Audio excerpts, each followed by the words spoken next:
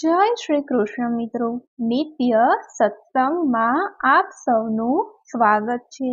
આજે આપણે સાંભળીશું મોહિની એકાદશી વ્રત કથા મહાત્મય। જો આ વિડીયો તમને પસંદ પડે તો લાઈક અને શેર કરી ચેનલને સબસ્ક્રાઇબ જરૂરથી કરજો। માન્યતાઓ પ્રમાણે વૈશાખ મહિનાના સુદ પક્ષની એકાદશીનું વ્રત રાખવાથી મન અને શરીર બંને જ સંતુલિત રહે છે। ખાસ કરીને ગંભીર રોગોથી રક્ષા થાય છે અને યશ પ્રાપ્ત થાય છે। આ એકાદશીના ઉપવાસથી મોહનું બંધન નષ્ટ થઈ જાય છે, એટલે જ તેને મોહિની એકાદશી કહેવામાં આવે છે। થોડા ગ્રંથો પ્રમાણે આ એકાદશીનું વ્રત કરવાથી ગૌદાન સમાન પુણ્ય પ્રાપ્ત થાય છે। આ એકાદશીનું વ્રત બધા જ પાપનો નષ્ટ કરીને વ્યક્તિના આકર્ષણમાં વૃદ્ધિ કરે છે। આ વ્રત કરનાર વ્યક્તિની ખ્યાતિ ચારે તરફ ફેલાયેલી રહે છે। વૈશાખ મહિનાના સુદ પક્ષમાં આ તિથિ હોવાને કારણે ભગવાન વિષ્ણુની પૂજા, વ્રત અને દાન માટે આ દિવસ ખૂબ જ ખાસ માનવામાં આવે છે। આ દિવસે નિયમ સંયમથી રહીને કરવામાં આવેલા પૂજા પાઠ અને દાનનું ફળ અનેક યજ્ઞ જેટલું મળે છે। સ્કંદ પુરાણના વૈષ્ણવ ખંડ પ્રમાણે આ દિવસે સમુદ્ર મંથનથી અમૃત પ્રગટ થયું હતું અને ભગવાન વિષ્ણુએ મોહિની સ્વરૂપ ધારણ કરીને અમૃતની રક્ષા કરી હતી। આ એકાદશીનું વ્રત કરનાર લોકોએ એક દિવસ પહેલા એટલે કે દસમ તિથિની રાતથી જ વ્રતના નિયમોનું પાલન કરવું જોઈએ। આ વ્રતમાં માત્ર ફળાહાર જ કરવો જોઈએ।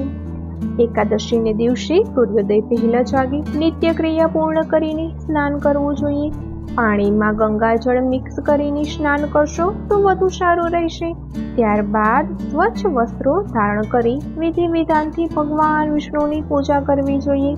ભગવાન વિષ્ણુની પ્રતિમા સામે ઘીનો દીવો પ્રગટાવવો જોઈએ તથા વ્રતનો સંકલ્પ કરવો જોઈએ। એક કળશ ઉપર લાલ વસ્ત્ર બાંધીને કળશની પૂજા કરવી જોઈએ।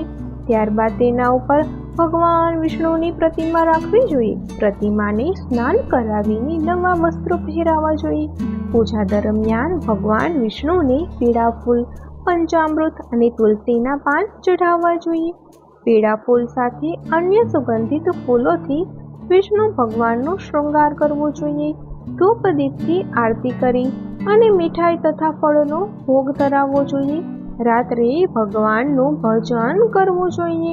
આ દિવસે સવારે જલ્દી જાગીને સ્નાન કરવું જોઈએ અને પછી તુલસીના છોડમાં જળ ચડાવવું જોઈએ। ભગવાન વિષ્ણુ સામે વ્રત અને દાનનો સંકલ્પ કરવો જોઈએ। આખો દિવસ કંઈ જ ખાવું ન જોઈએ। આખો દિવસ ભૂખ્યા રહેવું સંભવ ન હોય તો ફળાહાર કરી શકાય છે। માટીના વાસણમાં પાણી ભરીને દાન કરવું જોઈએ। કોઈ મંદિરમાં ભોજન અથવા અનાજનું દાન કરવું જોઈએ। સવાર સાંજ તુલસી પાસે ઘીનો દીવો પ્રગટાવવો જોઈએ અને માં તુલસીની પરિક્રમા કરવી જોઈએ। સાંજે ભગવાન વિષ્ણુ અને દેવી લક્ષ્મીની વિધિ વિધાનથી પૂજા કરવી જોઈએ।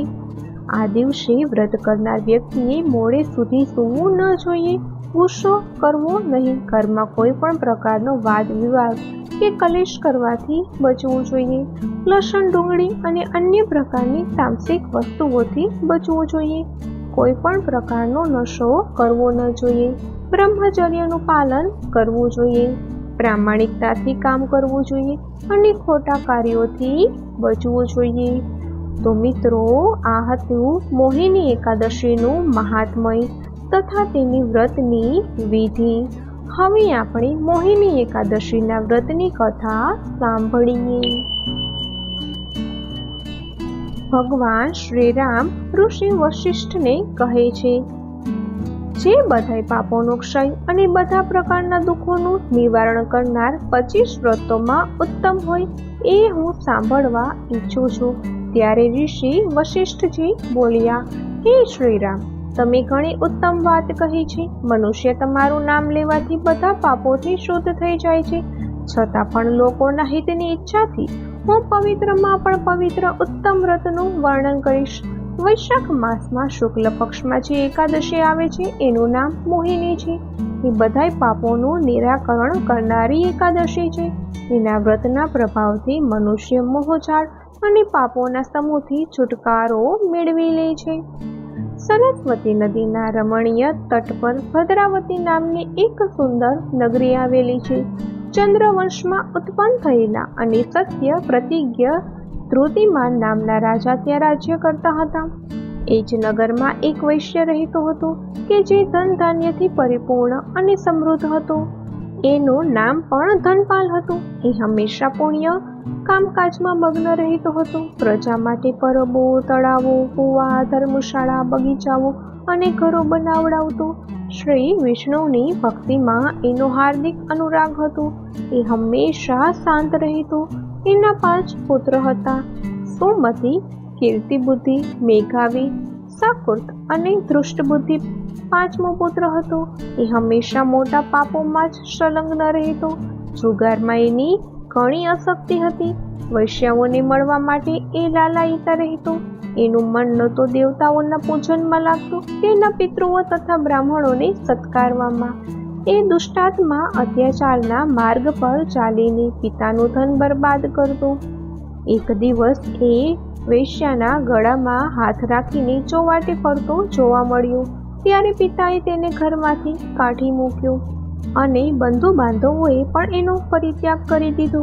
હવે એ દિવસ રાત દુઃખ અને શોકમાં ડૂબી ગયો અને એક પ્રકારના કષ્ટો ભોગવતો જ્યાં ત્યાં ભટકવા લાગ્યો. એક દિવસ કોઈ પુણ્યના પ્રતાપે એ મહર્ષિ કોનિંદ્યના આશ્રમ પર જઈ પહોંચ્યો. વૈશાખ મહિનો હતો. તપોધન કોનિંદ્યન ગંગાજીમાં સ્નાન કરીને આવ્યા હતા.